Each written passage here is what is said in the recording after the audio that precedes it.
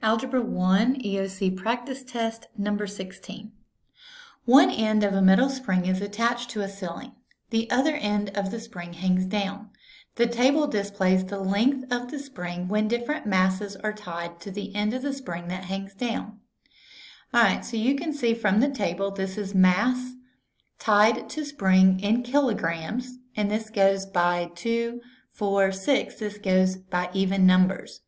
The length of the spring is in centimeters, and those are given here. So the question is, how much longer does the spring become with each kilogram of mass that is tied to it? All right, so each means 1, okay? And we looked and seen that these go by 2.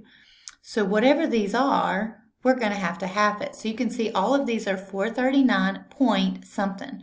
So 439.0, 439.1, 0.2, 0.3.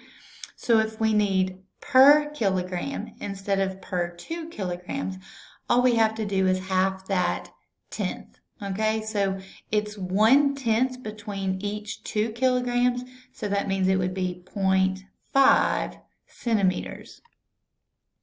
All right, so all you have to do is take the 0.1 and divide it by 2 to get per kilogram.